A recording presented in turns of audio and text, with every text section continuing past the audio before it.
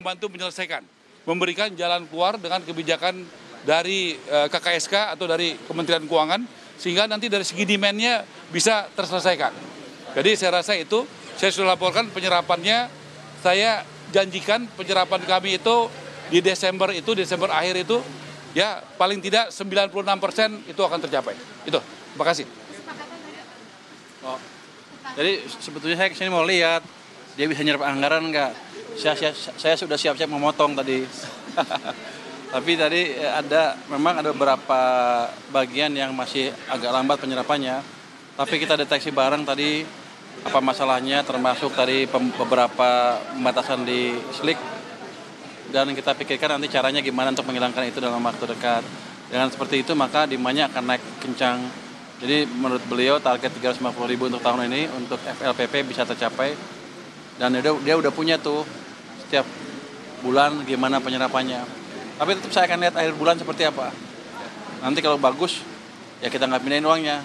Tapi kalau ada masalah, ya kita pindahin ke tempat lain dulu. Tapi saya yakin dengan kerjasama seperti ini, semua problem-problem antar pemerintahan, koordinasi dan lain-lain, bisa diselesaikan dengan cepat.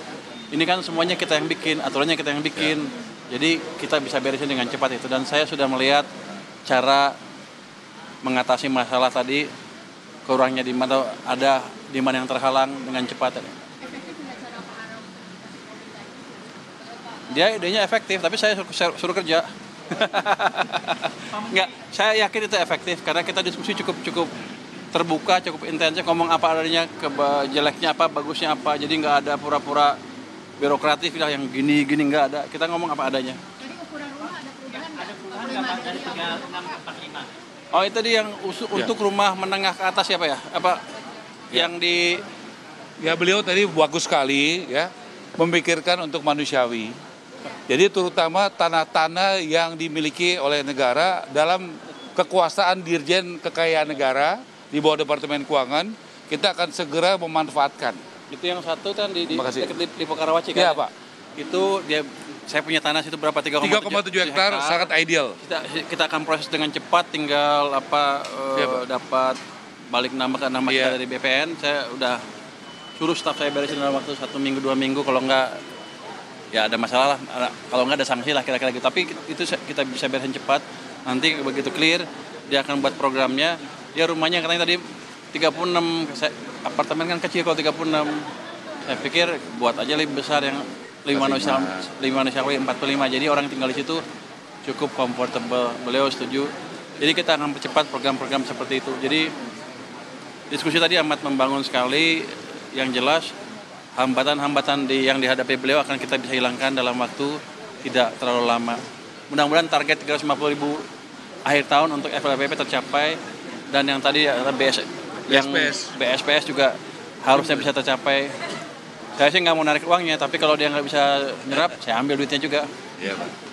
Tapi tadi yang rumah di Pokarawaci Pak ya. Jadi itu supaya win-win, itu mungkin ada MBR misalnya berbasis rendah, terus ada kelas menengah supaya subsidi silang Pak. Jadi supaya fasilitasnya nanti bisa diintervensi, jadi antara yang menengah sama yang bawah. Nanti jadi pembiayaannya, tadi Pak Heru sampaikan nanti adalah hybrid. Jadi hybrid itu ada FLPP-nya, nanti di atas itu kita masukin dengan komersial Pak. Jadi supaya yang ada tetap intervensi negara, tapi juga tetap ada ke atas itu, karena dia nanti akan bukan yang paling bawah Pak. Ya kombinasi antara MBR dan mungkin yang kelas tanggung, kira-kira begitu. Ya saya setuju. Yang ukuran 45 untuk MBR subsidi atau nanti kita bicarakan sama beliau, nanti beliau sampaikan ya Pak Menteri Keuangan. Dia akan desain seperti apa, saya ikuti nanti. Ya. Saya biasanya kalau agak besar kan mestinya harganya juga agak tinggi kan. Ya. Jadi bukan yang MBR aja, agak tengah sedikit, di atas MBR sedikit mungkin. Di atas MBR sedikit, menengah gitu ya? Agak menengah ya. Menengah tanggung. Menengah tanggung ya. Istilahnya tanggung. Ada segmen yang kosong tuh, menengah tanggung tuh tidak terlayani dengan baik. Pak, terkait kur perumahan gimana Pak demand-nya Pak untuk menggenjot demand? Ya, Pak? Terkait KPP, kredit sistemnya. Kur perumahan beliau yang Ya kami sudah laporkan 130 triliun, itu adalah dukungan luar biasa Menteri Keuangan dan Antara dan Menko Perekonomian. Pertama kali sepanjang sejarah, ya kontraktor, developer, toko bangunan yang UMKM pinjam duit di bank diintervensi, ya dari Menteri Keuangan bunganya disubsidi 5%. saya undang beliau ini untuk hadir, untuk juga saya ucapkan terima kasih karena ini goal bisa dukungan Pak Menteri Keuangan. Ya. Di mana kan kenceng, ekonomi kan udah mulai balik nih. Saya pikir sebulan 2 bulan ke depan akan banyaklah orang yang punya uang lebih dibanding sebelumnya. Harusnya demandnya akan tumbuh juga. Jadi semua orang kan pengen punya rumah. Untuk yang belum punya rumah yang banyak jumlahnya itu 9,6 juta lebih itu, harusnya ini kesempatan yang bagus. Tapi NPL KUR biasa aja 5% Pak, hampir 5%. Ini ada jaminan nggak NPL untuk KUR UMKM mengahan rendah? Saya nggak ngejamin NPL kan, tergantung banknya. Tapi tetap aja nanti kan dilihat kemampuannya seperti apa. Saya yakin mereka cukup prudent perbankan tuh ketika memberikan pinjaman perumahan. Pasti dilihat kan latar belakang seperti apa. Hanya saja lebih murah dibanding biasanya, ada dukungan FLPP dan lain-lain. Harusnya sih menarik untuk orang yang income-nya cukup. Satu lagi Pak, OJK gimana pemutihan yang di bawah 1 juta? Itu kan menghambat juga untuk mendapatkan KUR. Kita akan meeting dengan OJK nanti. Jadi saya minta tadi Hari Senin kita akan sampaikan ke Bapak, Pak Heru, dari Tapera menelis betul nggak ada 100.000 lebih orang yang seperti itu. Dia bilang 100.000 lebih, artinya kalau dipetihkan di bawah 1 juta dan katanya pengembangnya mau bayar, itu bagus. Saya ngomongin OJK seperti apa nanti. Ini Pak Heru betul Senin ya? dia akan rapat dengan saya. Ada 100.000 ya? Minggu depan Kamis mungkin saya akan ke OJK atau di rapat di KSS dengan OJK.